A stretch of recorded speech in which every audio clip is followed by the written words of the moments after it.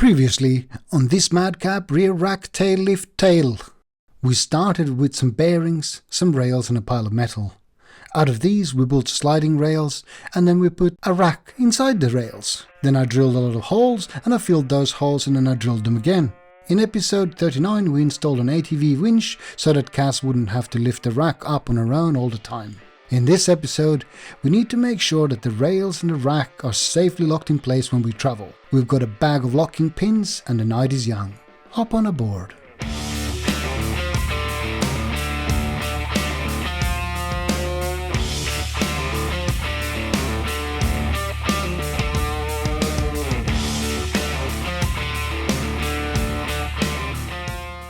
It seems like an age since we just hung these contraptions up on the back of the Mog, and it kind of is, because 20 days sort of is an age, especially in the interwebs time.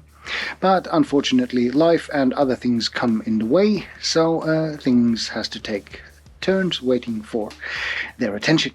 As you know from what we did last time and what I probably said was that I made tons of notes. Now I need to reread those notes and then I'm going to start working on that. So the only thing that has happened between the last clip and this clip is that we have put the rack on the table here. So I can now work on that, and yeah, it does work smooth. Anyway, back to studying and then working. A few moments later. To my surprise, the notes mostly make sense, and I also scribbled some stuff onto this, as you saw. So now I have got my crayons out and I have scribbled even further. There's a few things here that I think will be clear once I start moving these things around and start doing one or another thing. The things that are clear, perfectly clear in my head, I won't bother with. I think I'm going to start with the pins that lock these two together in various stages. There's things that help with lifting, because if you lift just the rack, then the rails won't lift because they are completely independent on bearing. So there's a point where you lift up the rack with the luggage cargo on, and then it needs to catch onto the rails to pull them up with. That's one thing that I'm going to focus on. Then we obviously have the locking for transport. That's a different kind of locking. And then there are stops and chamfering on the outer rails. Inner rails have no stops to prevent, otherwise obviously the platform couldn't move. But for the outer rail, the bottom one can have a permanent stop, because it should never be pulled up further than what the bottom bearings are on the truck. The top one needs a removable one, because we do need to remove it we need to install it. Now, hopefully not much removal, but we definitely need to install it. With that mumbling and confusing talking, I think I'm gonna start working proper.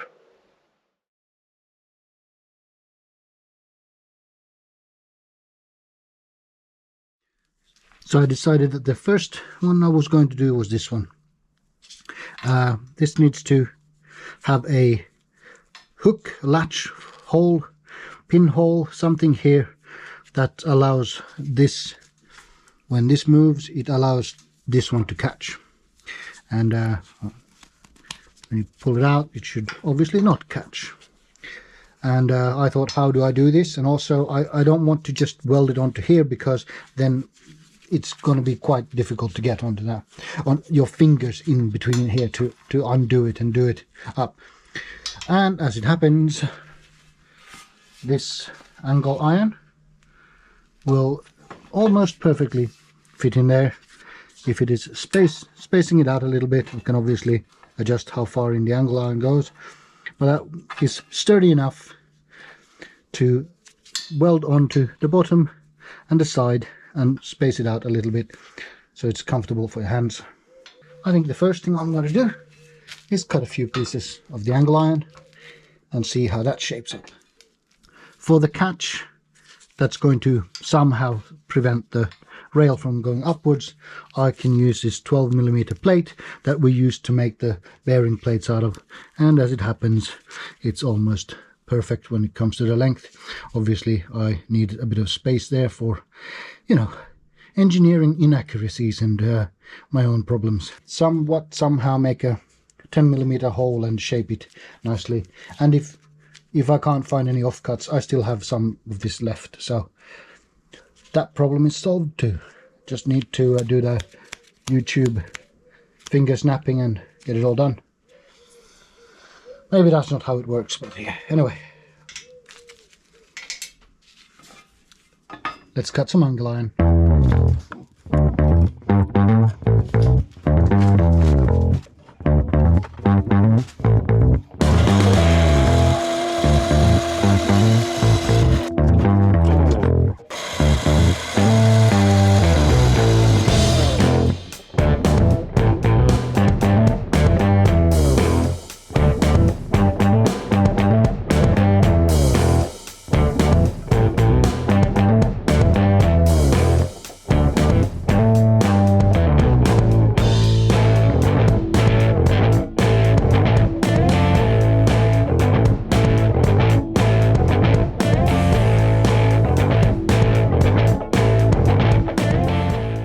I already did the other side, and before I did it I decided that I will keep these separate and I'll do them organically. There's 1mm difference between these sides, but also the way that the lever goes when it is lifting up. I thought that when the lever is pointing upwards, the thing would lift this one up, so that would be down, and obviously they need to be mirrored. The stick out of the 10mm pin is 14mm, so if we add two 15mm blocks like so, with the pin out and obviously that one upwards, so we don't forget that, we can then stick a 20mm block there, which now means that we can take a small clamp and we can put this one in here, so just like that. The only thing that actually matters is that I position this pin within the marked lines there. So apparently this is a bit tight there.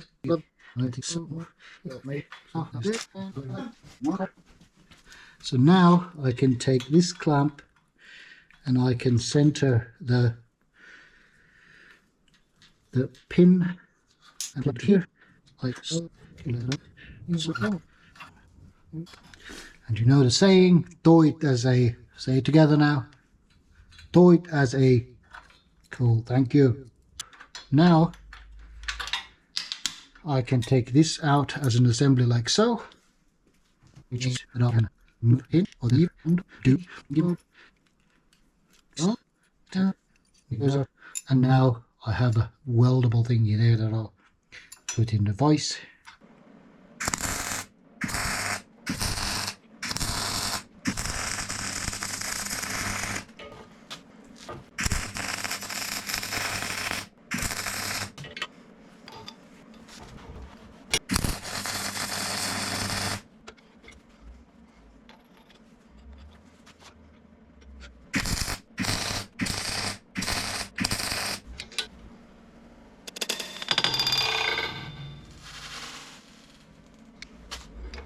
That'll do.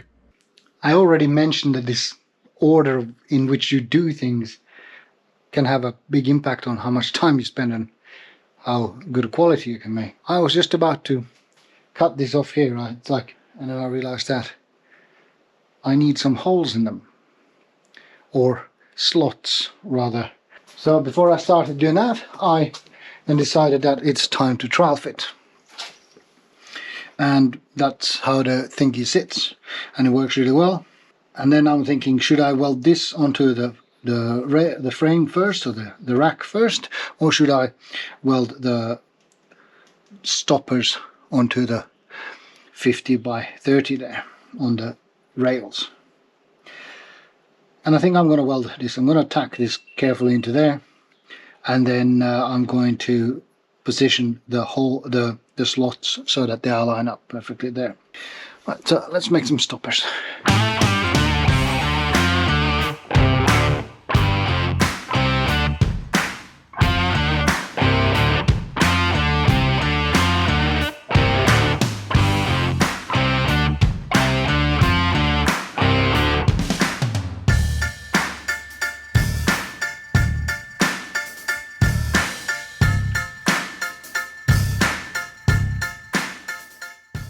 Halfway through the cut, I realized that I could have shaped the holes and the slots before I cut it off, but hey, hindsight 2020, eh? So the idea now is that I will cut off this piece here so that this can slide in like so and then be located there. There is a bit of stick out, which is good because that gives us a bit of space there for miscalculations or whatever you want to call it. So basically I need to cut a slot, need to cut this bit off here, and I will angle it so that if there's a misalignment it will align nicely up to there.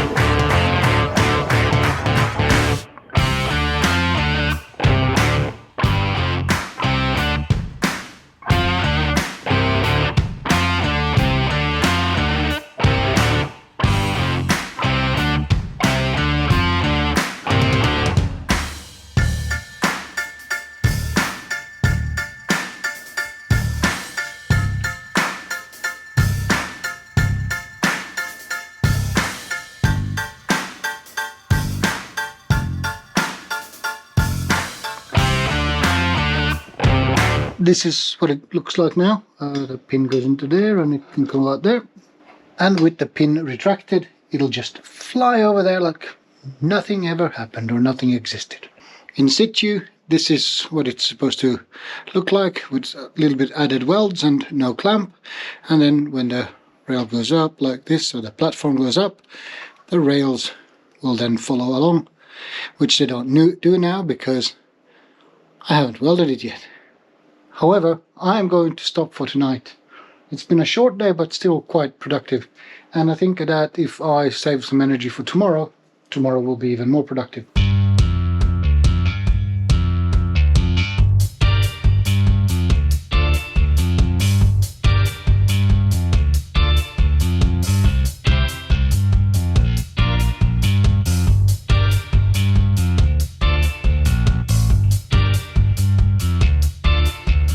Good morning, chaps and chapesses. For you, this is just a few seconds later. For me, it's a good night's sleep later.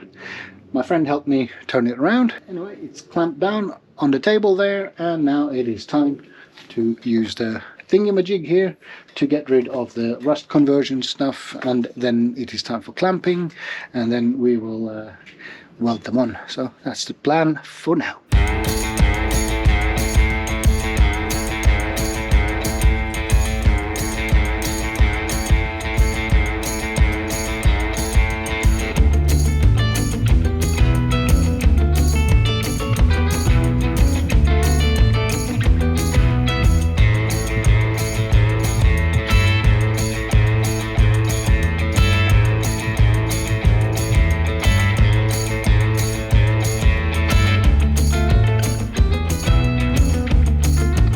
Okay, boys and girls, with the welds cleaned up, I have clamped the rack to the rails by basically creating these stops here by extending them on the side. All four corners are now done that way, and that means that the rack is not sliding within the rails.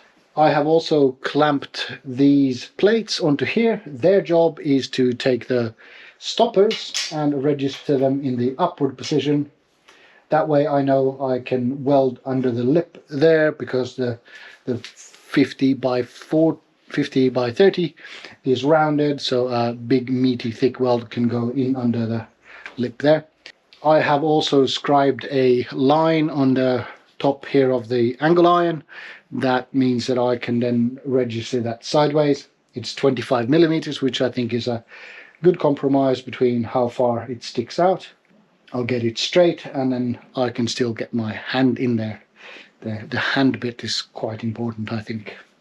Anyway, with all of those things now done, I reckon it is time to clamp the pins and the stoppers in place, and then we will tack weld it in place.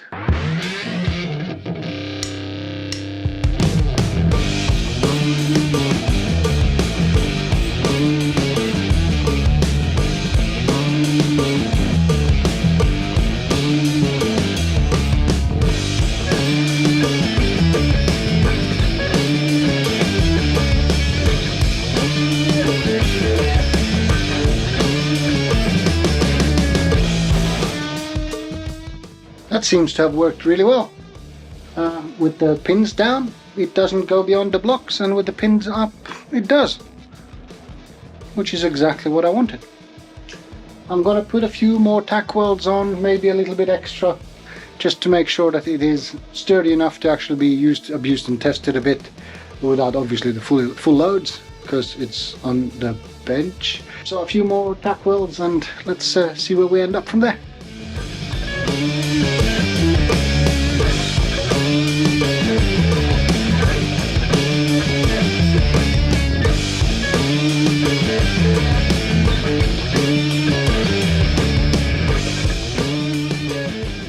So I have now over-tacked or semi-welded, whichever one you want to call it, these parts. I'm hoping that this weld here hasn't distorted too much, and that everything's still fine. I still need to weld the tops and the undersides or backsides, front sides, whichever direction you look at it. But I'll do that when I take the rack out and flip it over. It is not needed for now, so I just welded what I could. Another thing that I did earlier was that I filed this notch, this detent, this groove, where the lever is when it is in the up position. It felt like it was a little bit vague, so I filed it a bit more. But it seems like I filed the wrong side of it, so it is easy now to turn it this direction, which is a bit difficult because the lever doesn't go that way. So I need to redo it a little bit, and I also want to make it easier to flip it back. So a couple of strokes with a file should be enough for this.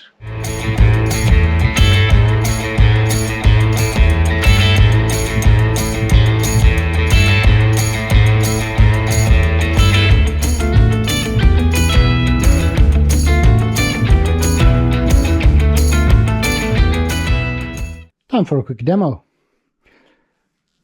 Imagine yourself the wild plains of the... No, hold on.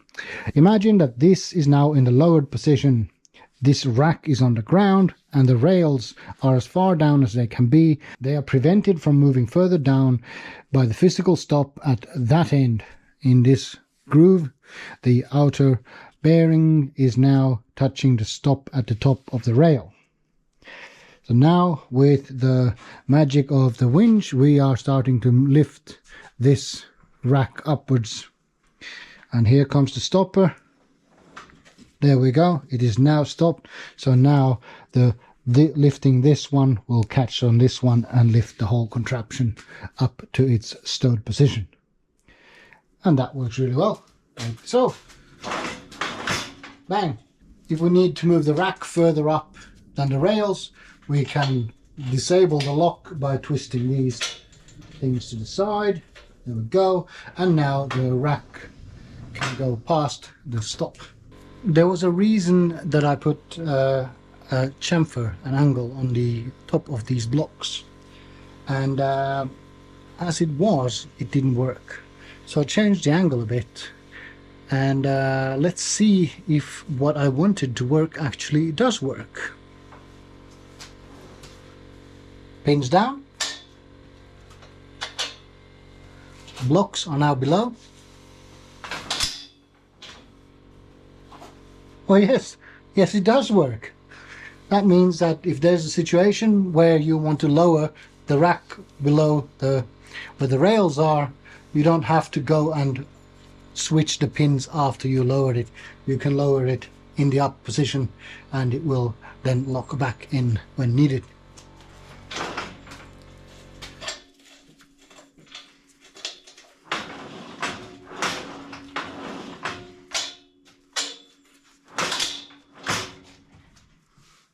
Tickety-boo!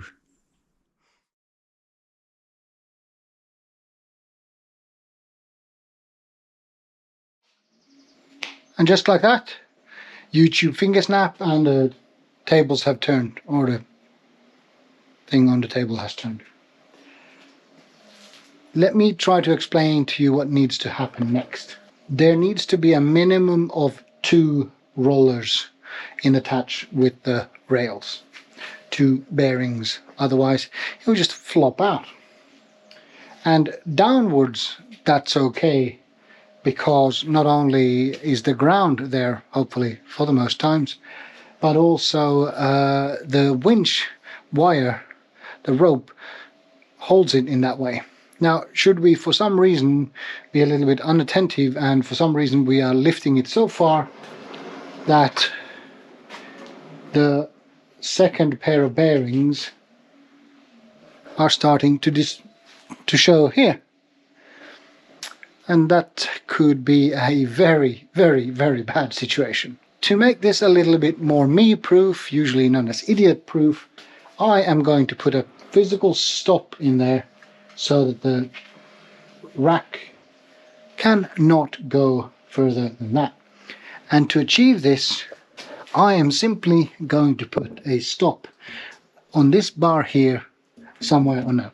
I guess I am just going to weld something onto the back of the bearing plate and then something onto the actual cross piece here. We obviously need to make sure that whatever I weld onto here does not block the grease nipple hole there. Okay, whenever you're done giggling in the back. Anyway, so let's see what pieces of metal we can find to fix this. I have these offcuts. You have these shapes and these shapes. So out of these things, I think I'm going to cut out that piece in the middle, i.e. get rid of that one and that one and that one. And then that piece can go on this bar here, something like that. I then think I have to use another piece, and I'm going to then cut it flat, because that is round there, cut it flat, and then cut it and put it kind of like that, if you can actually see that. So that way those two will give each other a bit of a stop there. Let me first cut this one and see what that yields.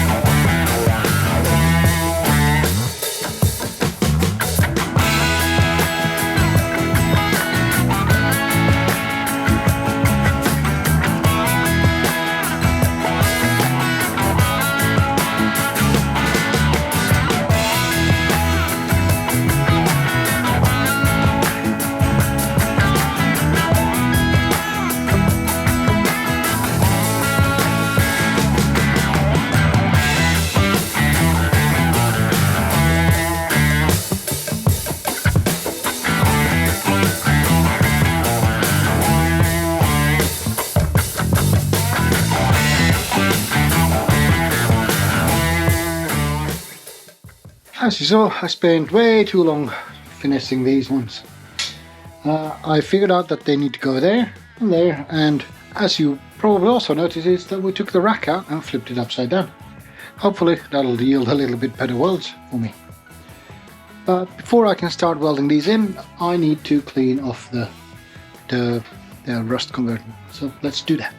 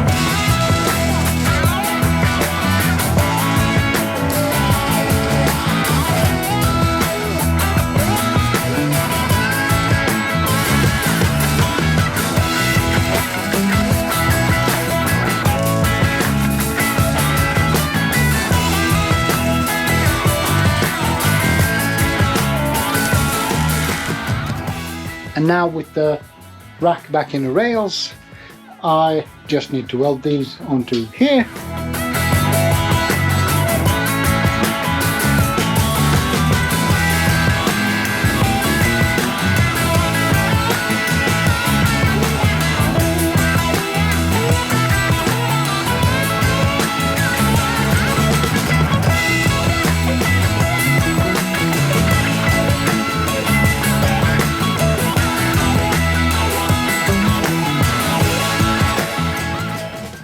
I had a bit of a dilemma here. I could pull the rack out and weld these with more access, or I could have tacked it in place and then I could have tested it. I obviously opted for the better welds because I have faith in myself for once anyway. Yeah, let's do it this way. I clamped a plate here and the vertical bit is clamped against that. It worked out quite well with where I put the tabs on the actual rack, so I can just index it against this surface here, which is very convenient because it'll be parallel and square and ish stuff like that, so that's a good thing. Anyway, so I'm gonna give that a couple of bzz now, and hopefully that task is almost done, apart from a little bit of extra welding once we get to another angle. Anyway, let's weld.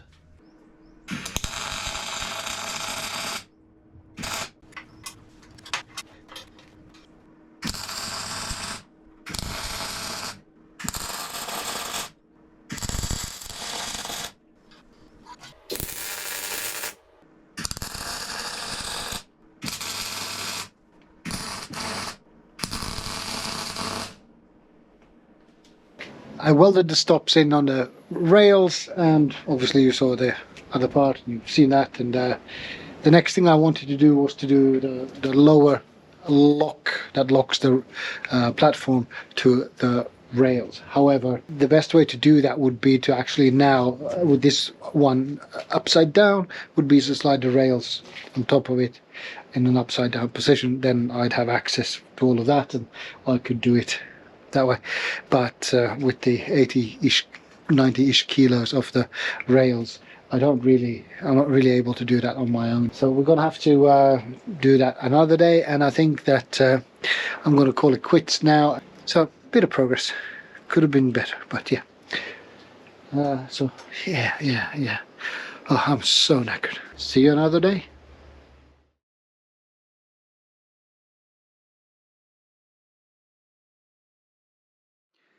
Before I turn the camera on, there's been quite a lot of Benny Hill like escapades happening here, and also a lot of head scratching. I need to put a beefy latch here. The easiest way to do it is basically like that. I'm going to cut out a little bit of this plate here for the bearing, and I'm also going to cut down this stopper that I welded in last time. The reason is that when the pin is fully extended, the latch actually touches a little bit to there. We're talking only 3-4 millimeters or something like that, so there's plenty of extension on the actual pin to reach through the webbing here, or whatever that is called. That's sort of what I'm gonna do next. There's a bigger problem up ahead, but let's not talk about that just yet. Let's see if we can fabricable this into place and see if we can make a hole here on the side with the mag drill. We might have to remove the rails and put them on the ground so that I can clamp the holes, and that'll take a long time. We're already taking too long. Let's get working. Yeah.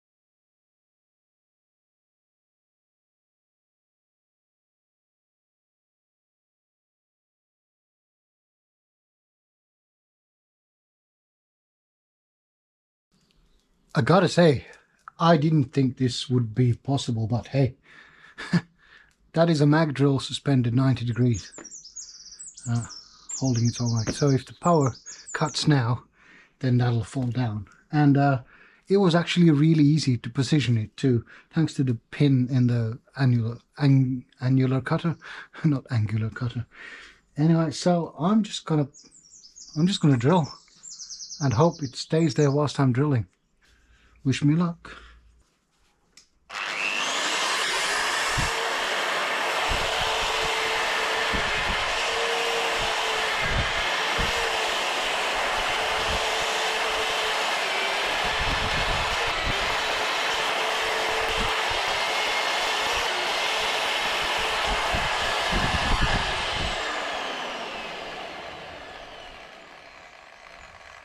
And we made it through. Crikey.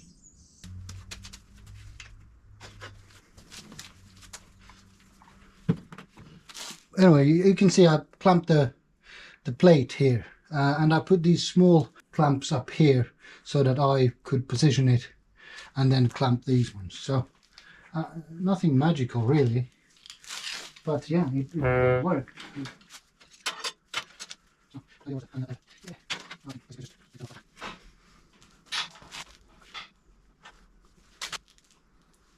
Even that fits. Yeah, well, I think I can just tack weld that in. Right, wow. Things don't usually work out. I have the rails positioned as well as I can. I have a 5mm spacer there, which is the same sort of distance as the bearing hub is from there. So I'm going to put that over the hole there, and that way I can basically push the pin boss, the pin hole, straight onto there whilst giving it a tack weld there. Now I'm going to give it a few more tack welds, and then I'm going to check everything because I don't trust myself on this one. But anyway, so let's tack this.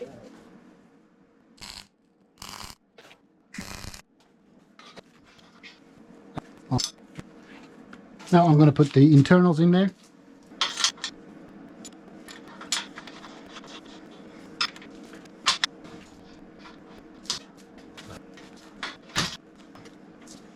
Well, with a bit of force it goes through.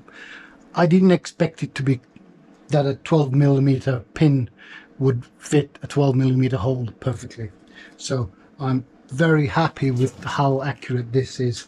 I am going to use the angry end to make the hole slightly bigger and also taper the this side a bit so that it slides in easier, but that is pretty neat. And yes, it is very tight, very happy with that. So now what I need to do is I need to run the rails a little bit back and forth to make sure I haven't screwed anything major up. Cool.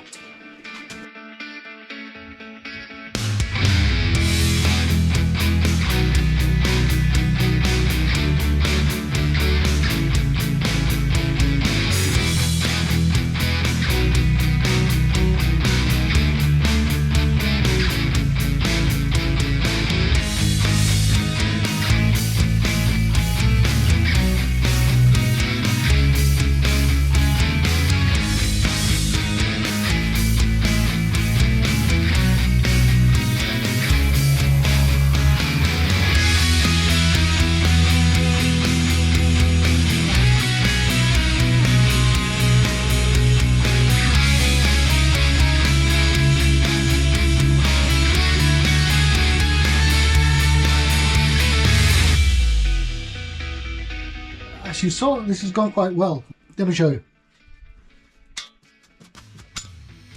I was going to say both pins are in, but they're not, because I just took the bearings out. So yeah, well, it went well before I started screwing around things. Anyway, what I wanted to actually convey was that I think it's time to fully weld these, and then it probably won't have gone so well because of warpage and heat and stuff. So anyway, that's all I wanted to say. Let's weld.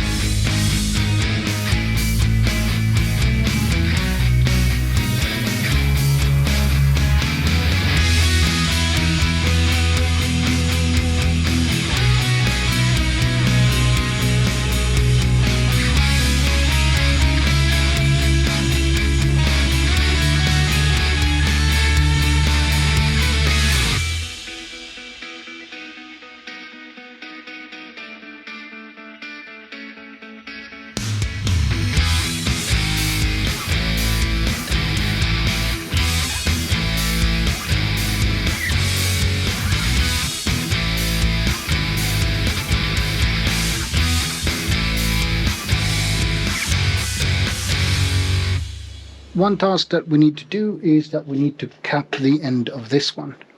And that is to prevent these rails from extending too far up.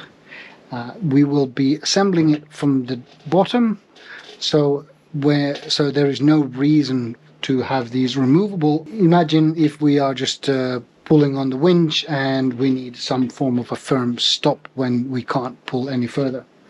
And also, you know, if there's an accident or something like that, these would be the second defense from these moving too far. That's why I've got these 12mm plate of the flat bar that we have. However, I am going to complicate it a little bit, and that is that I'm going to add some speed holes to it. Not because we need the speed holes, but because this is on the bottom, which means that this part will get waterlogged and there's going to be dirt in here. So having holes in there would allow me to just easily put a brush or something in there and scrape the dirt through the holes, even if one side is still open. If we're on a slant, it's a bit more difficult, but with holes it should be a little bit easier. And obviously we have the massive weight saving. Anyway, let's do some drilling before we weld those on.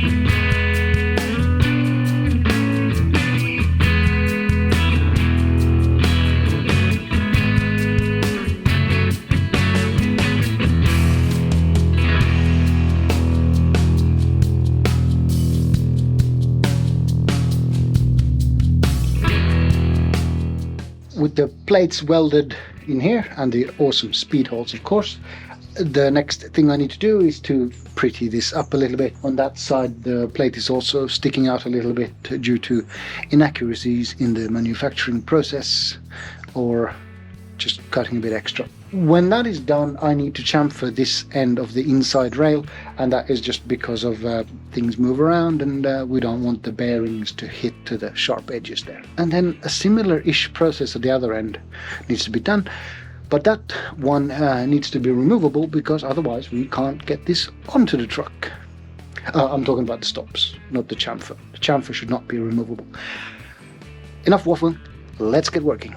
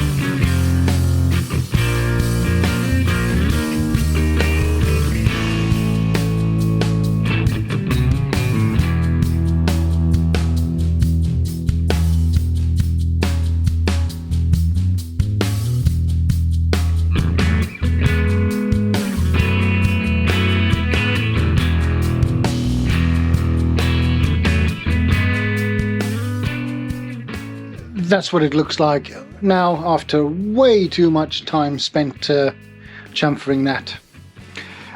The other side, right here, is, where's my finger? There's my finger at the end of my hand. The other side is pretty much the same. I do want to add a little bit extra meat, and by meat I mean weld, in the corners here. It won't affect the way how far the roller can go. I think I gnawed away a little bit too much of the weld for my own comfort. I'll do that at a later date. Now the next thing is I need to do a similar thing down there, as I said, and it needs to be removable, so let's get on with that one. I think I have an idea, and it involves a lot, as usual. Let's get on with it. Okay, I've come up with a plan, and the plan is far from perfect, but it is a plan. I have these two pieces here. They are long enough to be cut into 4 pieces, which means I have another set for the other side, which will come in handy. Then I have these failed pieces, and if I then cut this up into suitable size, I can weld those 3 pieces together like so, or something. And then I can clamp it back in here, and I can drill with the mag drill from the flat surface here and from the flat surface there into these. And then I can tap the inside of these, and I can enlarge the outer ones, which means I can put a bolt through here, and thus locking everything into place. Now the big brain viewers out there, hello there, they've realized that there's no chance that the bearing can roll past these, as these are 10 millimeters thick, and there is not 20 millimeters of slop between the walls of the rail and the bearing. So technically this piece is obsolete, but for ease of installation, as this is going to be on top of the rails, it means I have to climb up to the roof of the truck. Having this as one piece and being able to put it onto the rail and then putting the bolts in should make it a little bit easier. Anyway, that's my reasoning for complicating this thing, and I'm sticking with it,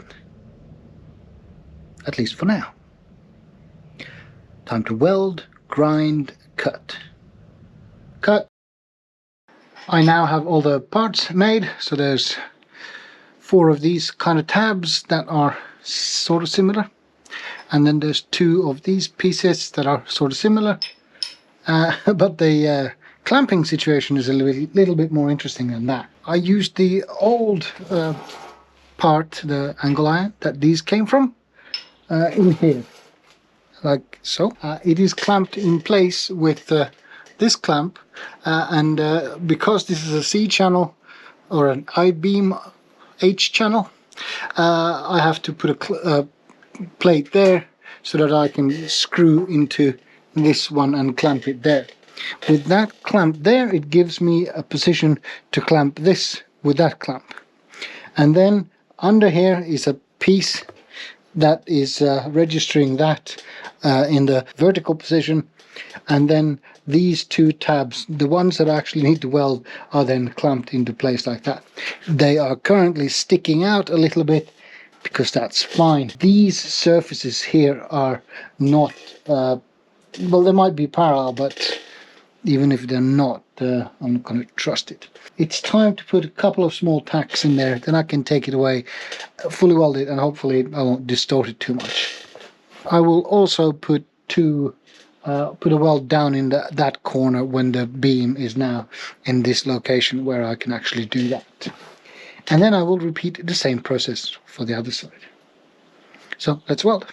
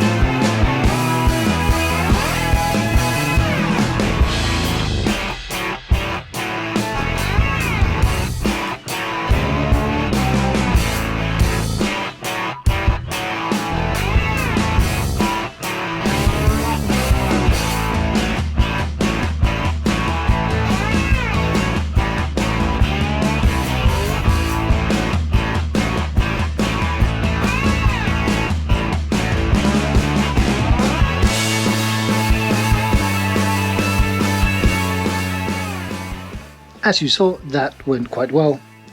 It's starting to take shape.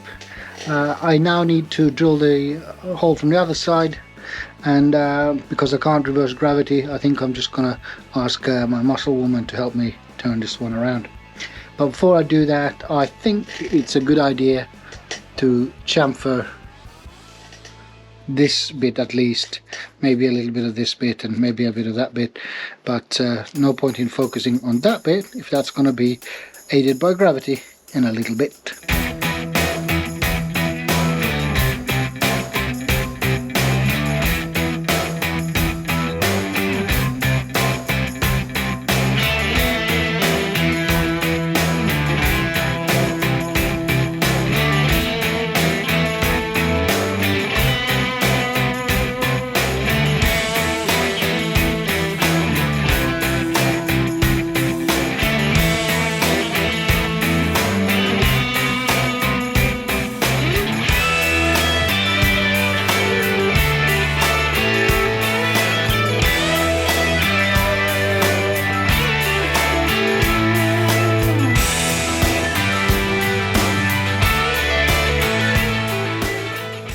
It's getting quite late, but we're almost done. There is one more thing I want to achieve before I throw in the towel, and that is I want to chamfer, or finish chamfering these ends. And the reason for that, doing it tonight, is that the angry end is a very vicious unmarried offspring, and as such cleaning those really angry, nasty pieces of shards of metal that it throws around is really annoying, and they get absolutely everywhere. So when I clean up after working tonight, I don't want to be firing that thing up tomorrow if I can avoid it. Let's just do this and then we'll finish for tonight. It's gone quite well. It's gone quite well.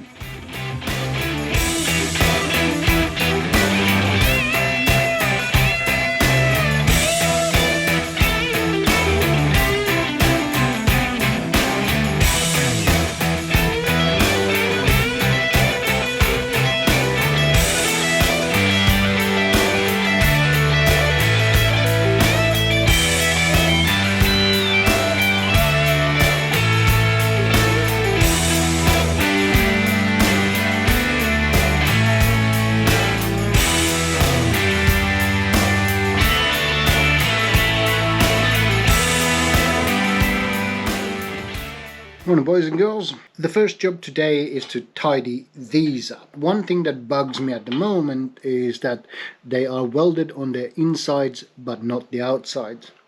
And whilst it's got no sexual difference whether they do or don't have welds all round, I just don't feel comfortable with it. Remember that these tabs get pulled in opposite directions, and this one is more or less decorational. I'm kind of waffling. My point is that I would like a weld on the outsides, just to make me feel better. And what I'm trying to say with that is that I'm going to get the TIG welder out and give it a quick little bead. Then I need to shape them so that they don't look like they were built by a Neanderthal. Let's get working. It's better that way.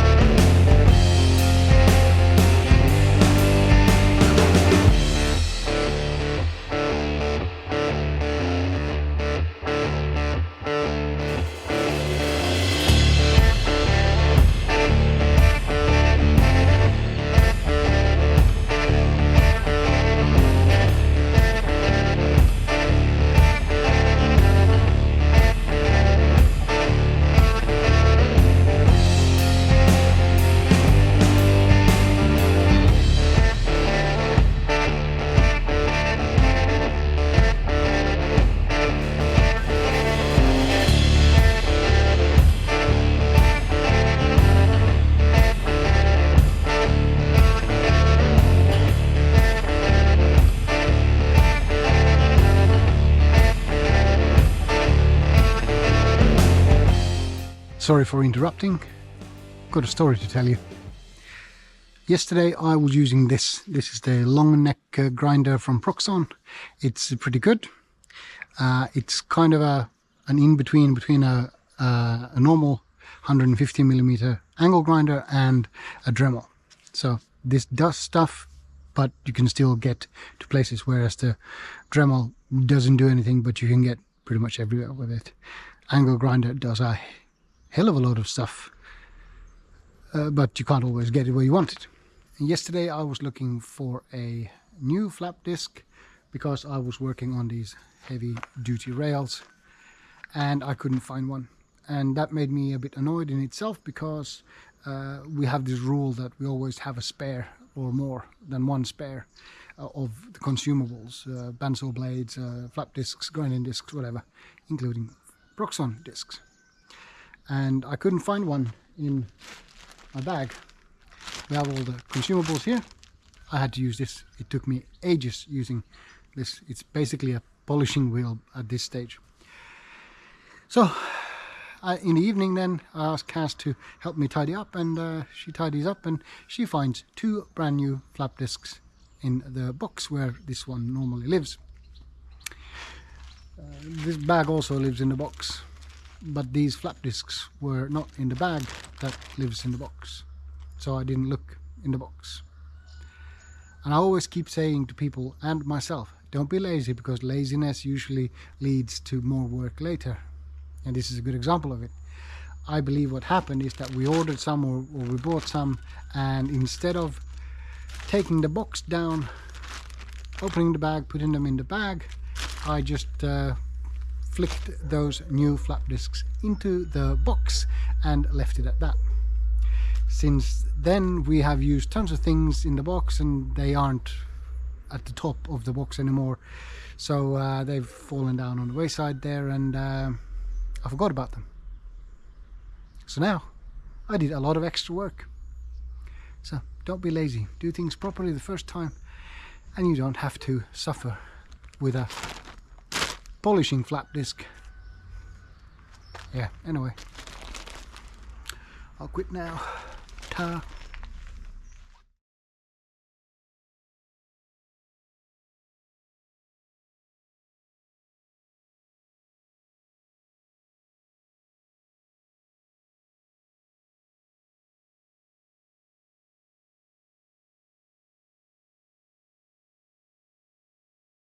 This is what we ended up with on this side, and on the other side we ended up with this. These will now stop and prevent the bearings from falling out. This is the top of the rail, so this is what is going to hold the rails in their lowest position, i.e. when loading stuff onto the rails and the rack. As you might have seen, I tidied off the chamfering a little bit with the fresh Proxon flap disc, so it's now the way I wanted it to be yesterday. And the next thing is 3 hooks. We have one hook almost made. The second one is like a quarter made, or 25.62% or something like that. And then this one that goes here isn't made at all.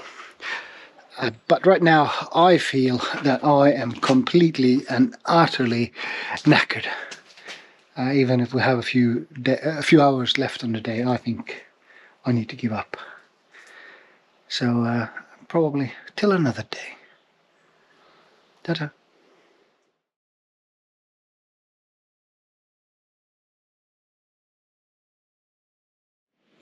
Hello all, anyway you've got me on camera now, makes a change, and I'm making a lifting bracket or lifting eye for the platform. What I'm doing is I've got a nice piece of a metal plate here, and I'm drilling some holes through it, to which I'm going to mount this lifting shackle through. And once we've got that made all nice and pretty, I'm going to cut in half diagonally, which should hopefully mean that I get 2 lifting brackets for the price of 1.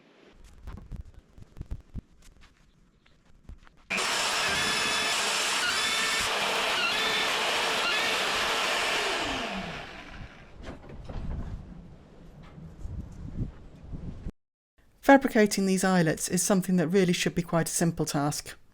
Get a piece of metal, cut a slot in it that's the correct size, shape it so it looks pretty, and then weld bob in place. However, this took me a frustratingly long time to make. I understood the design concept, but actually turning the requirements into a physical part is something that really doesn't come naturally to me. As you can see, Yoko is coming to give me quite a lot of help and guidance. He's helping me to see where the forces are going to be during the lift and making sure that the lifting shackle will be sitting correctly whilst under load, all whilst helping me to understand how to shape the metal. I learnt tons mating this, how to be inventive with tools to make slots by using the mag drill and the angry end, and the more I use these tools, the less daunting they become, and the more my fabrication skills improve. I've still got a long way to go, but perseverance and practice and a very patient other half, and I'm slowly getting there. 2,000 years later.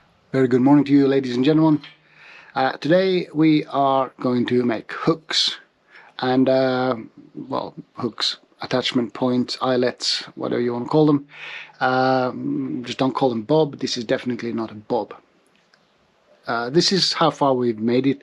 Actually, Kaz made it, and the rest of this one is attached to this piece of flat bar. Not only does this need a little bit of refinement in the shape, the second one, this one here, needs to be cut out. Then we need a third one that has got a different shape. That one will go on top of here, so it has got more of a flatter shape where the thingy will go in kind of like so. Those ones are kind of designed to be attached on the back of the rack, and they will attach like so. Hopefully the top one won't interfere with the bottom one. So one of those that Kaz made needs to be a little bit further stickety outity, where the other one needs to be a little bit more like an innie. That's the agenda for today, and I think this is the last piece before we can put it on the truck and do the parts that need to be welded onto the truck. But more about that when that happens. Now we are going to do some hooking.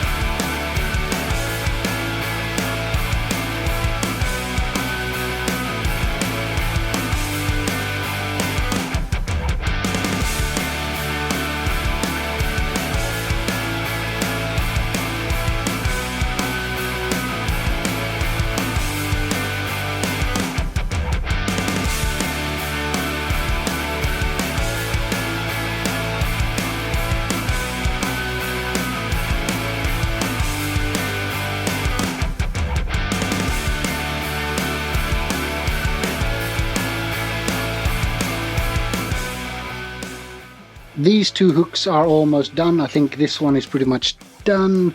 Could do with the infinite amount of my finessing, as you are probably familiar with by now. So I'm trying hard not to do that. The design is so that I have tried to make sure that the shackle goes as far away from the bottom, i.e. the rack, as possible. This is so that this one can be mounted at the bottom, and then this one is designed to be a bit lower, still fitting the shackle, of course, but hopefully this one will sit a little bit tighter against the rack, which means that if the rope is hooked to that one, the lower one, it won't interfere with that one. There is a slight angle on the rope anyway, so it shouldn't be a problem. Whilst those were cooling down, I was starting to design the third one, and it is basically just going to be 3 circles. The center one is going to be a little bit higher up so that the shackle can slide into that center position, and then I'm going to thickness it around so that it looks pretty. Nothing super fancy. There's a little bit of a thing, hope you can see that. Now it's time to drill 3 holes with the super duper drill.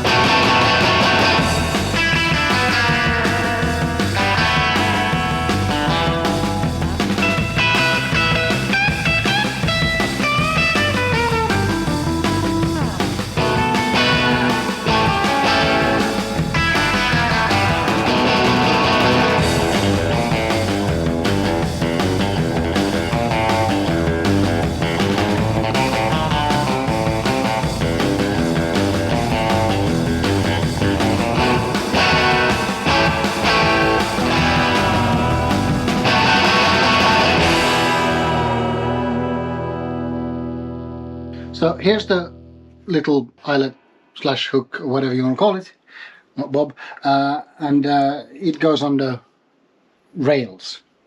See, brain. And the idea is that it goes here, and this is towards the back of the truck, and that is towards the front of the truck. And this plate here with 10mm spacers here is simulating the back wall, so it's very tight here between that. And I also don't want to reduce the space between the actual rails and the rack either, because I have a feeling that there's going to be a lot of contraptions being protruding and sticking out here anyway. So I want to have the hook thingy flush with this, but then that leaves us a little bit of an issue. This is the shackle I wanted to use with lifting the actual rack, and to temporarily connect it to the rails we would have to put it like that, and if the rails are high enough that they are in parallel with the or where the back wall is, then we cannot get the shackle in there. And we have already reduced the eyelet size on the rope so that we have to use the pin on the rope end and the shackle end on the rails or the platform. Just to let you know that we've tried this. I could make an eyelet that is turned 90 degrees, but then we would have the issue of only having very little space that way, and we probably would have to protrude this way.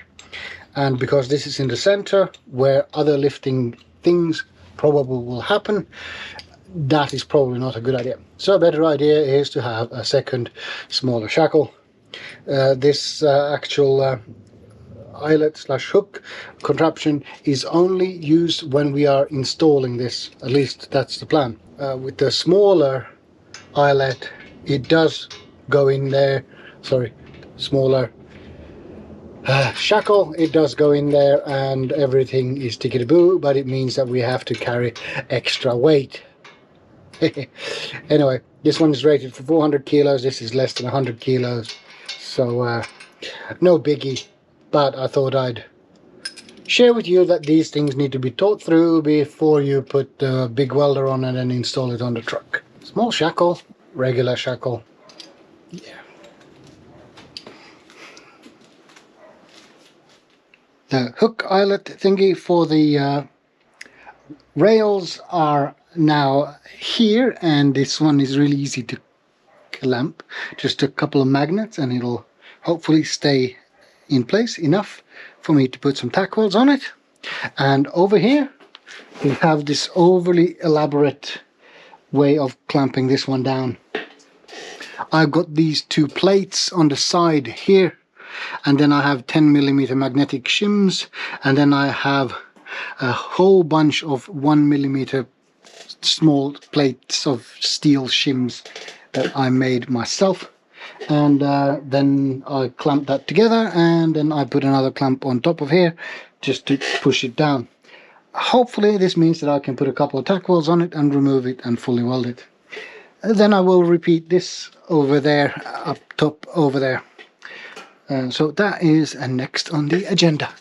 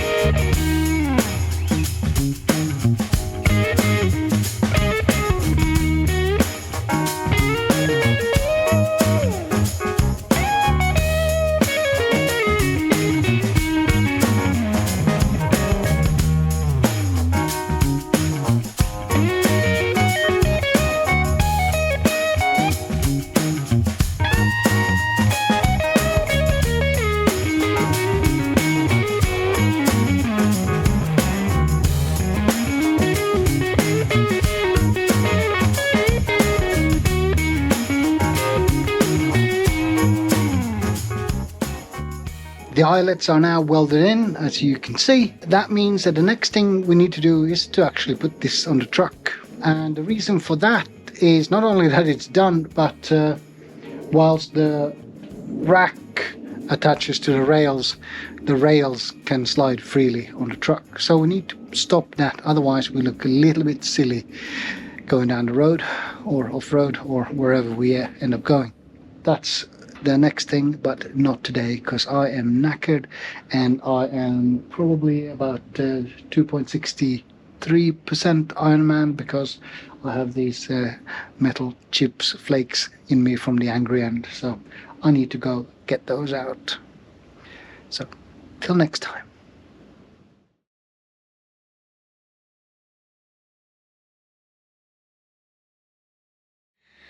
Good morning.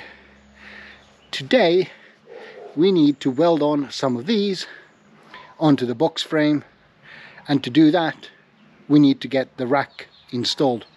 And before we install the rack, we need to install the winch and the batteries and all those doohickeys. Let's get on with it.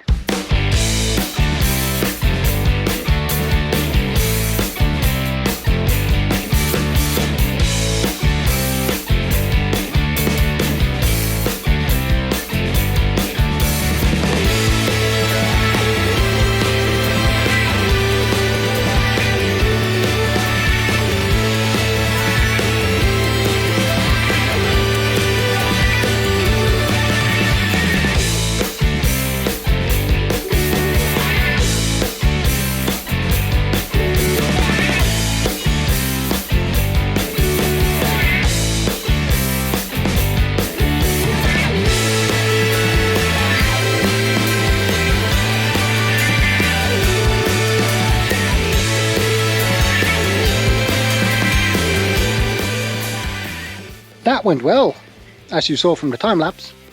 This pin here didn't engage as it should, and the reason for that is quite simple. It's a 16mm pin with a 16mm hole, and there isn't much play in there. And I kind of expected this, but I have a philosophy that kind of goes that don't fix problems unless you know it's a problem. And this has verified that this is a problem.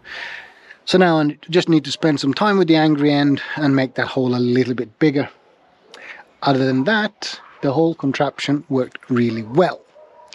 So the thing that we need to do now is that we need to be able to lock the rails to the body of the camper. And my idea is that we do it this way. So I need to come up with a thing that attaches this pin to here. Stay tuned. Using a device that doesn't have a tuner. Much later. I fired up the pen and paper and did some CAD modeling, and this is what I've come up with. That bit there is like the 40 for that, and then if we remove the black part there, we can put the actual, here we go, the pin in like so, and that means that the pin should align up with the center of the rail and point into there. I drew a line here where the bearing half would go, so if I can make the hole in the rail edge web wall there, then it won't affect the bearing if the bearing ever goes to the bottom here. So that's the plan. So now I just need to make two of these, and usually YouTube videos you snap your fingers and you have them and things like that, but I don't live in YouTube, I live in the real world, so I better get dirty with the grinder. Oh, I forgot to say, I made these holes here. It's probably going to be overkill, but I want to plug weld this. I don't want just welds around it. For some reason it feels a little bit more happy if I plug weld it. This part here, you probably can't see it, is the 40 by 80 by 5, so this part here is really strong and it goes all the way to the main subframe of the old flatbed. So So it should be fairly sturdy if I do it that way, because a lot of weight is resting on these, so I want this to be a little bit more overbuilt than usual.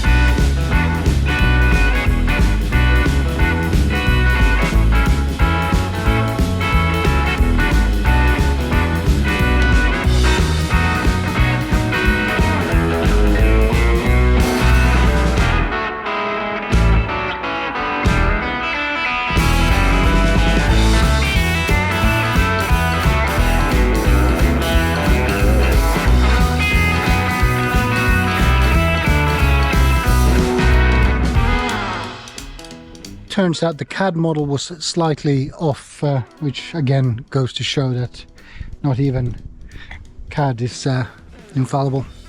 Anyway, we have now erected that issue, and the plate is supposed to go on there, something like that. I know my hand is in the way, but yeah, so something like that, and then this thingy needs to be welded on like so. And I have already removed the paint, but I need to remove a little bit more, a bit higher up. The rails are blocked up at the top there, so they are at their topmost position, so they are basically parallel with the roof. I have measured the distance here, and I think we'll do a little bit of a 5mm gap, should be enough. And yeah, that means that it's time for Spattermaster 5000 to enter the stage. So the plate is clamped to the table, there's 5mm spaces underneath, and then I put a rod in there and clamped that to the tables, and then I just added an extra clamp there because I have to over clamp stuff. A couple of tack welds, and then we burn it in like the cool kids. Say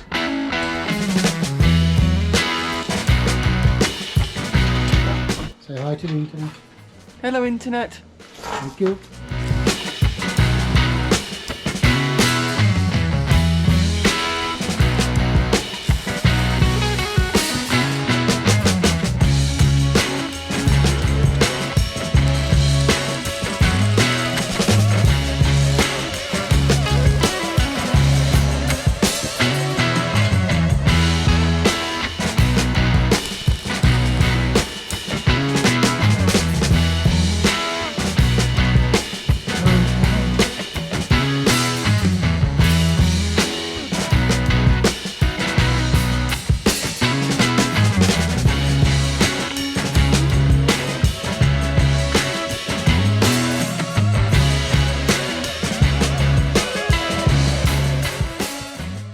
We have just spent way too long trying to clamp this accurately, and I don't even know if it is accurately clamped, but it's there.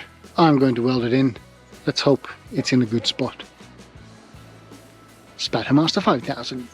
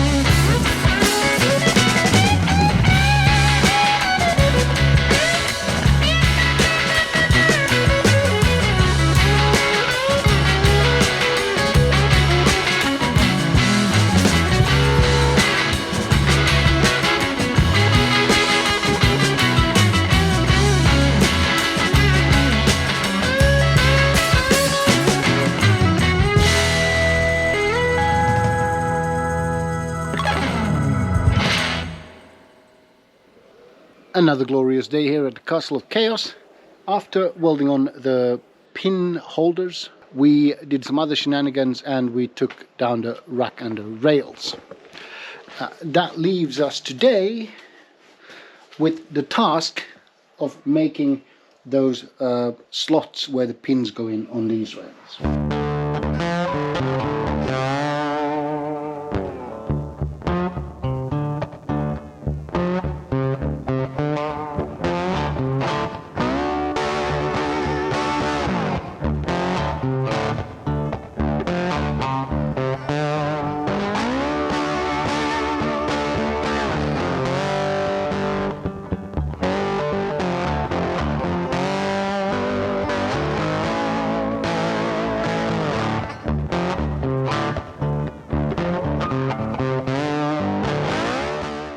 And as you can see, we now have this little slot here. Personally, I would feel much better if it was a hole rather than just a slot. But I have to get to terms with the fact that if the pin is able to move more than 14 millimeters, which is the thickness of this steel here, I think we have a bigger problem at hand rather than just this. So I think it'll work. Mentally, I just feel happier if it was a hole rather than a slot like this. And having said that, it is time for another test. A little bit of progress needs validating.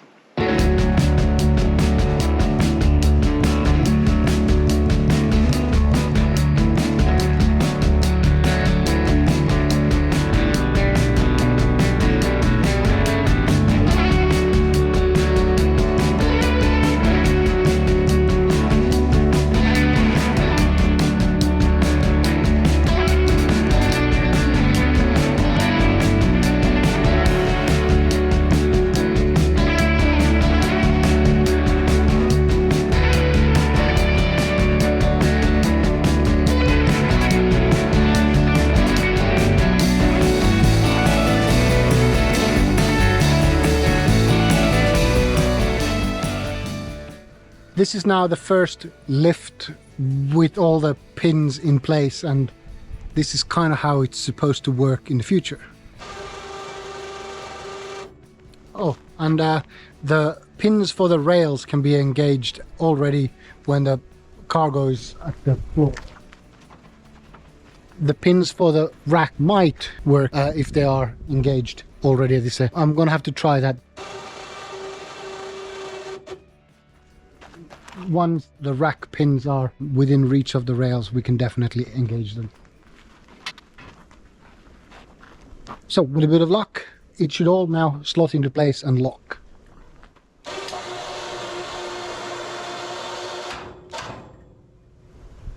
Like so.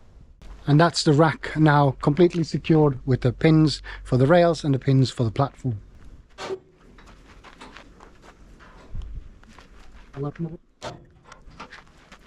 And going down.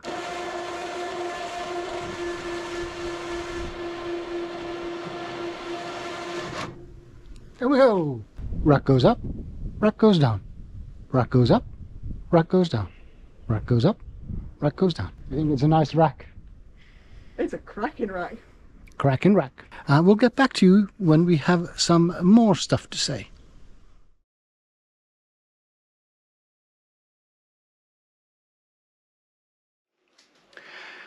There comes a time in Unimog's life when...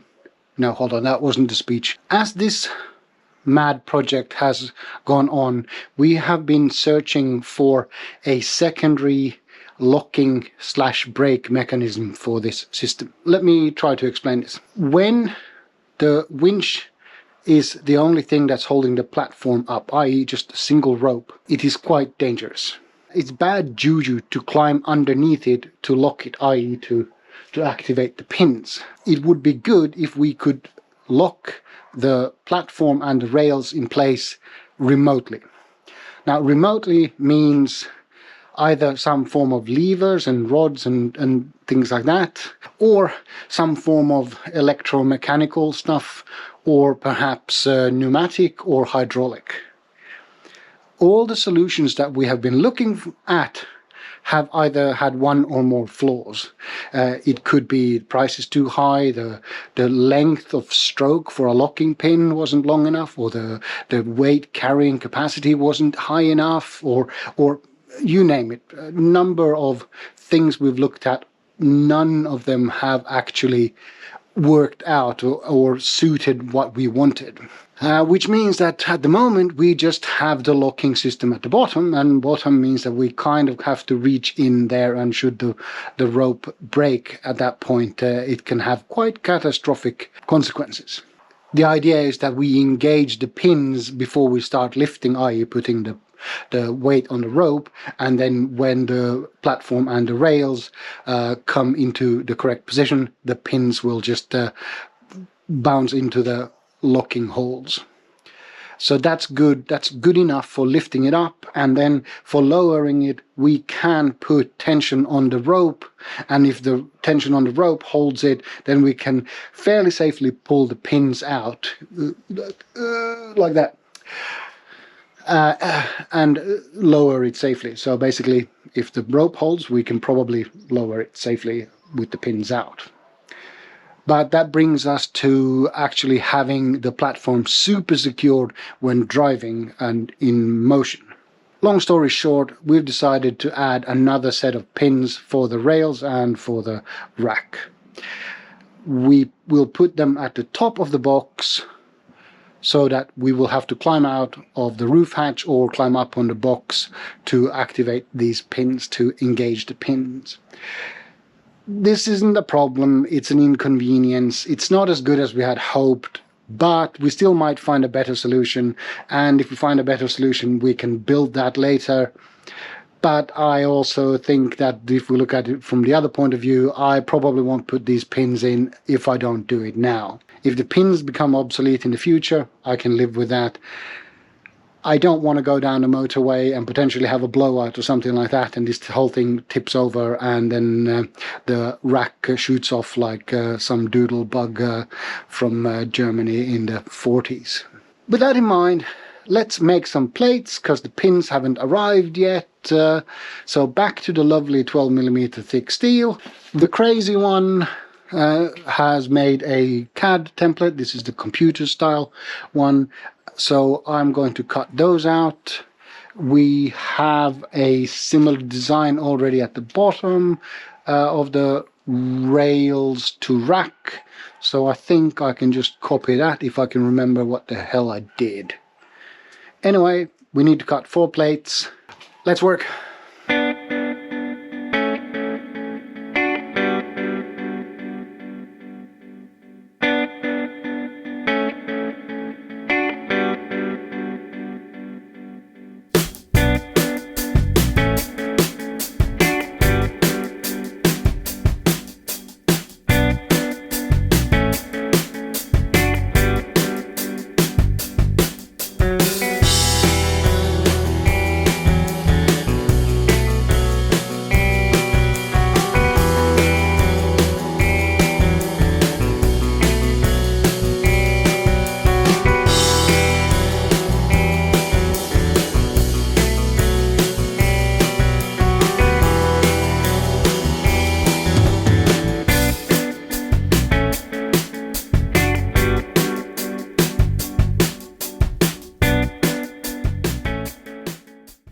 These are the plates that will hold the rails to the box.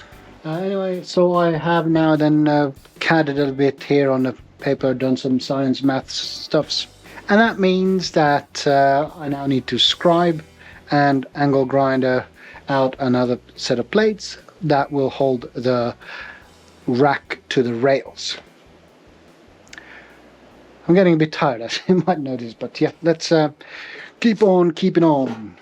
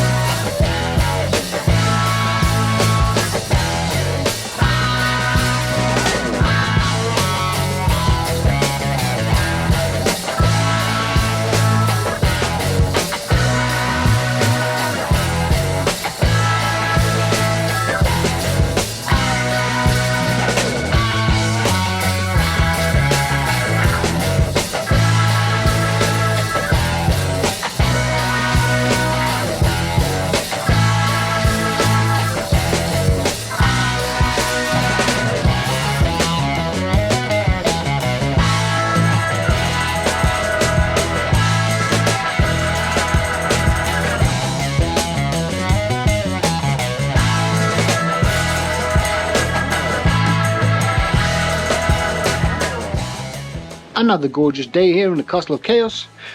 This one is for the driver's side. We are on the passenger side, and on the passenger side I clamped the pin holder in place, i.e. this bit. And the moment I started marking where I need to remove the rust converter, I noticed that we have a problem, namely this one. We cannot twist this one up all the way. So I clamped this bar onto the bottom here, and I do know that this tab here actually clears on the back.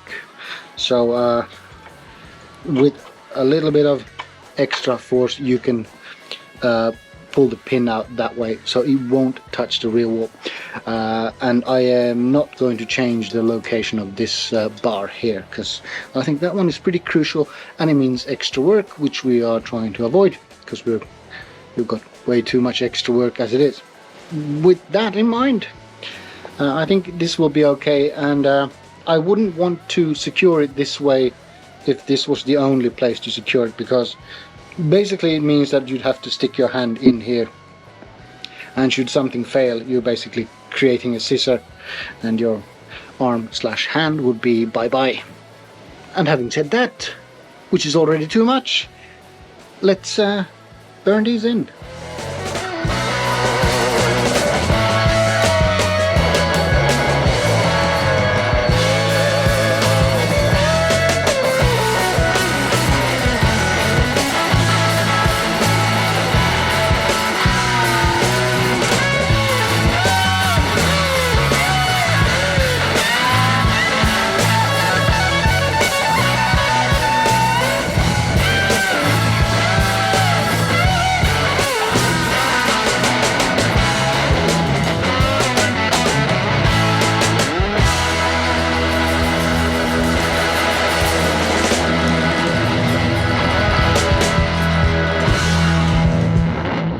Later. Kaz has almost finished cleaning up the place there where we will weld these plates onto plates. You plug this if you remember, and we finally have received the pins. So for me, I'll just weld those in, burn those in.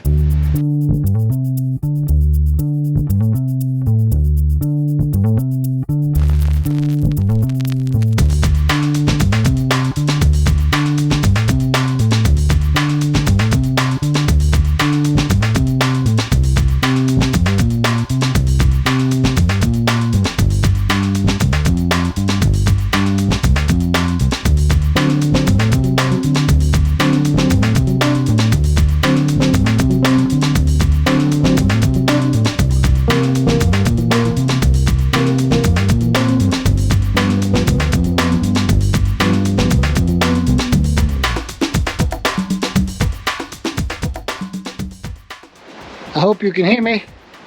The location for the brackets up there are prepared for welding.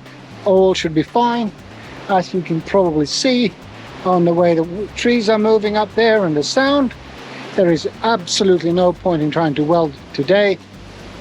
Sadly, tomorrow looks to be the same, so extra effort needed, I guess.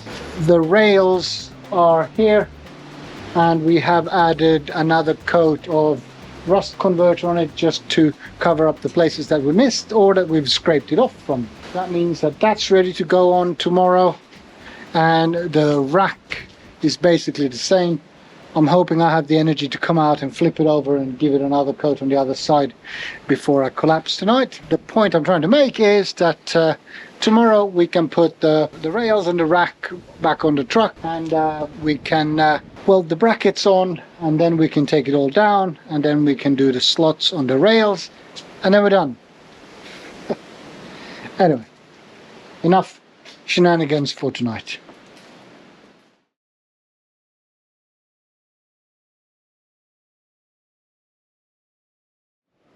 We're out here a little bit earlier than normal, hoping to beat the wind. The wind's supposed to pick up later on today, and I hope we can get the welding done before that happens.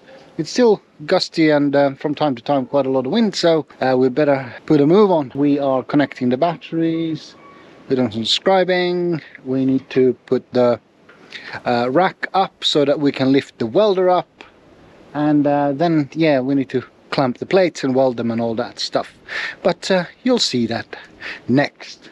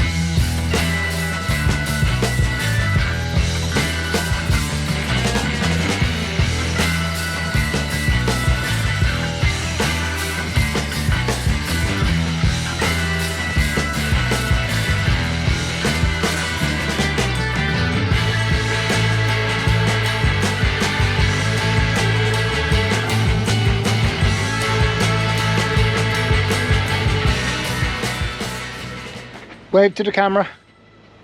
Top of the world! We have verified that the pins are working, and now we need to fully weld the brackets before we can take the rack down and then make the slots on the side where the pin is going to, which we scribed as you saw. Right, so let's weld.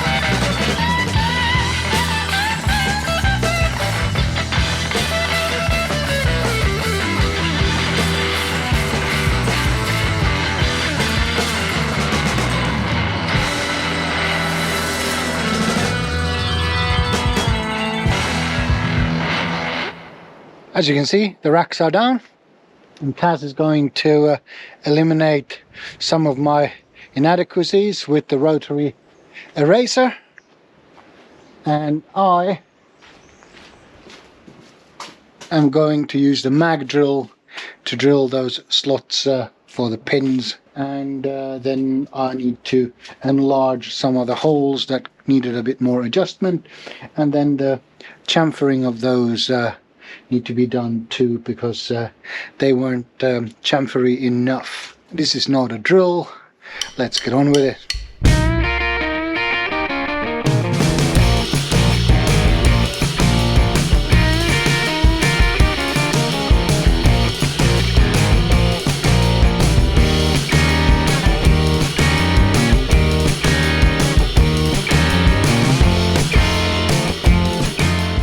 How's it going out there? Hard work. Very hard work. Getting close? I think so. Okay. It's looking better. I'm all glittery. Fabulous. Anyway, as you can probably tell, so I'm a bit knackered too. Words. Exactly. I'm a bit knackered. That side of the rail is done, so now we need to flip it over and do the same thing again, and I'm not going to bore you with that bit. So we'll see you when it's done or something. Yeah, something. Something. More work. Yeah. See if the YouTube finger snap works. No, it hasn't. No, it didn't work. The mistakes I made up there have been erased by Kaz. The pins are in.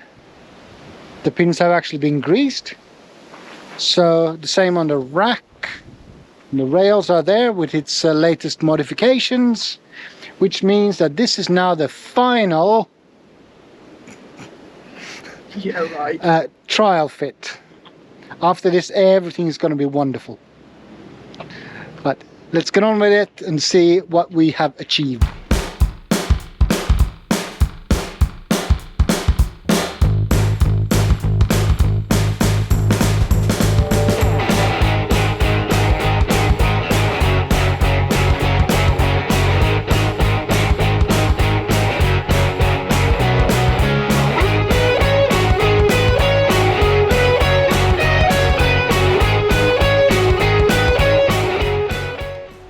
With a bit of luck, we should be able to engage the pins and raise the platform, and it should all lock into place.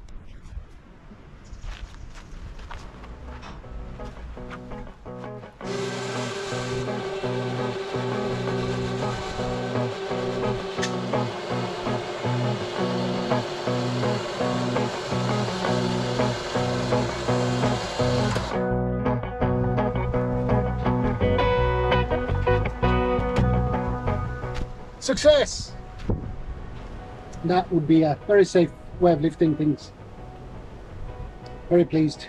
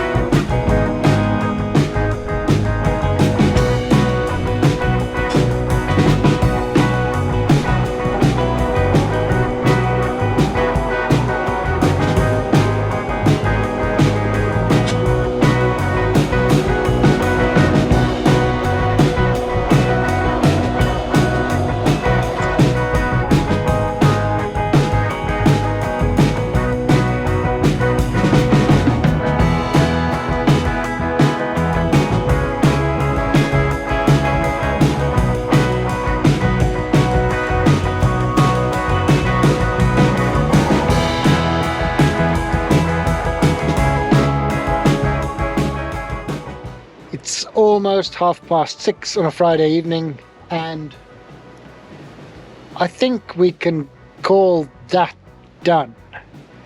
It seems to operate as I hoped it would, and obviously it needs paint and other things, but it goes up and down as it should, and it locks where it should, which was the big part of this episode that we wanted to achieve. Yep. So with that in mind, I think we will call this the end of the...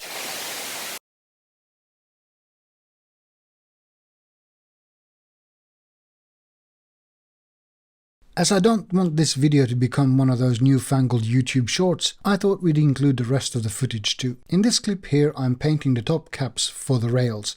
Nothing special with that, but I have a tip for you. Once you've emptied the rattle can by holding it upside down and spraying, you can then spray some brake cleaner into the spray nozzle, and that'll get rid of the paint. Then blow it dry. This also works well with acetone, and from a chemical point, that's probably preferable, but it's a bit messier pouring it into the nozzle. I'm about to reinstall the pins into the rack here, and we didn't cover the holes here when we painted it, so obviously there's paint in there. I was initially thinking that I use some sandpaper or something like that to carefully get the paint off, but as it turns out, I have both drill sizes that are that diameter and that diameter. So what I figured out is that if I use the smaller one first, this, poke it all the way through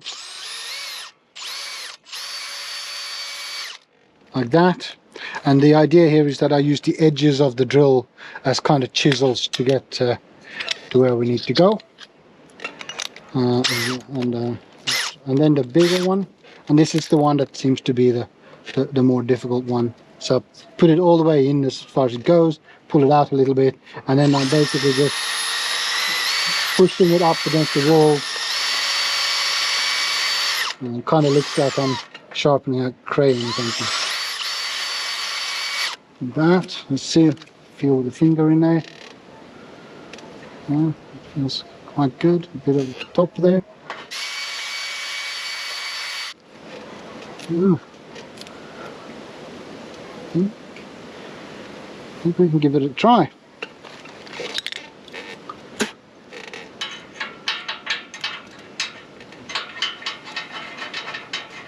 Yeah, works fine. I'm fitting the pins to the rack, as you might know, and one of the things that bugs me with these ones is that they come with this countersink bolt that you screw into the handle there, and it's an Allen bolt, and I absolutely hate Allen bolts. They you can fasten them once, but don't expect to get them out. So because we don't have any better ones at hand at the moment, we need to order some.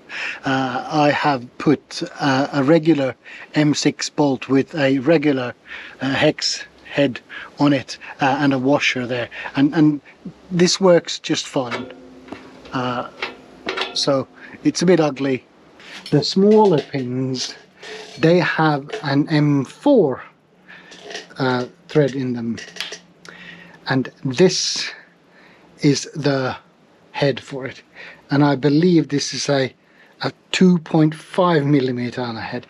We've already stripped one of these. I mean, seriously? So my temporary solution to this is that I have got a stainless steel bolt that has an Allen head on it. However, this is a 3 millimeter Allen head, so at least there's a little bit more meat on that one, or less, I don't know. But I also added a regular hex nut on there, so that if need comes to extract it, we can put a regular spanner on there to extract it. And this is obviously until we get some proper hardware. And by proper, I mean Torx heads. If we can get Torx heads, I'll be very happy with this. But yeah, if you are a company that supplies Allen head bolts, just stop, please. You're embarrassing yourself. Don't do it. Just stop, and we don't have to talk about this ever again. So, Allen head bolts, rubbish. Morning. A little bit of a lighter day today. I'm going to get the rack and bearings ready for installation. The paint has finally dried, and now it's time to make sure the bearings and pins and everything are in a good enough condition that can be left on the truck for a while. What I'm going to do is I'm going to remove these, and I'm going to temporarily install some M6 bolts instead of the grub screw here, and that's just to make sure that the grub screw doesn't seize or anything whilst it's out in the elements. Whilst I was painting the rack, I installed some M6 bolts temporarily. Just about see that there. That's obviously got a whole load of paint on, so I'm going to remove those again and put some temporary bolts in place. So let's get on with it. Just wanted to show you in a little bit more detail what I meant about replacing the grub screws with some bolts. So here's one I haven't yet done, and here's one that I have done. And basically what I've done is I've replaced these with these, and ultimately we're going to swap them out for a bolt with a different head. We don't like those ones, and we don't like socket head Allens either, but we're just making do with what we've got. Anyway, job's basically done after I've replaced that last grub screw. Job's a good one. I've removed one of the bearings from the truck, and I'm now giving it a bit of a service to make sure everything is okay and greasing it all up. See, there's two seals on each of these bearings. One there and another one there, and if they're not seated properly they can pop out and snag and break. Don't ask us how we know that one, and they're kind of difficult and kind of hard to get hold of a replacement. So what I'm doing here is I'm making sure that they're set well, and I'm giving them a little bit of a tappity tap tap to make sure they really are seated well, and then I'm greasing them all up and fitting them back on again. This is one of the seals that has come popped out, so I'm just going to put this back in place and give it a little bit of a tap to seat it. So, see there? So I put it in place, and then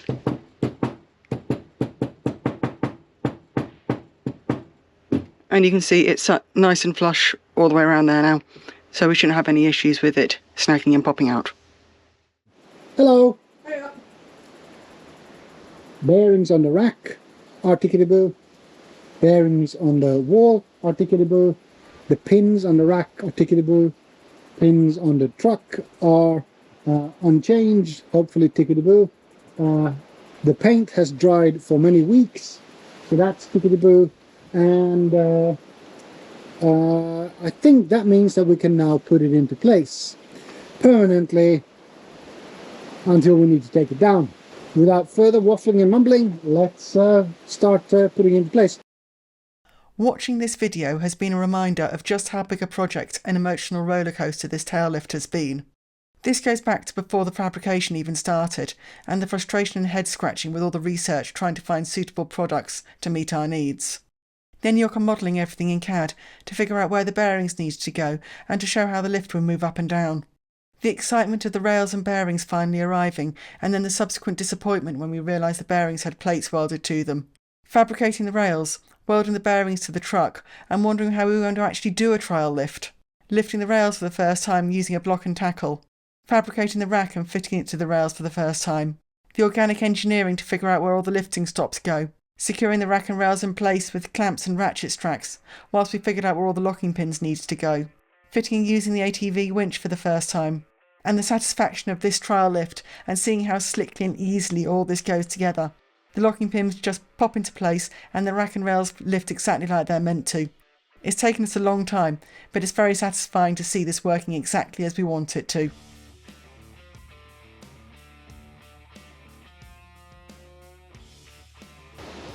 I would say that the final fit was a pretty good success. We were expecting there to be paint in the holes. There was, and we've sanded the paint out, and everything seems to be working fine. There was a few places in the rails where there was extra super duper much paint, and the bearings kind of got stuck there a little bit, but gravity and weight and forces overcame itself, so that wasn't a problem either. Yeah, everything works, everything's tickety-boo. So, success. And that's where we'll end this episode. The rack is up, it's functional, but obviously, at this stage, it's purely universal. It is the Overlander's pegboard, and we have nothing to peg to it yet. So, that means that there will be more shenanigans like this, showcasing how we're going to put stuff onto there, namely 2 Honda drums. So, please, it would be an honor if you could join us for that. And as you've made it this far, thank you ever so much for watching. It's much appreciated. Till next time.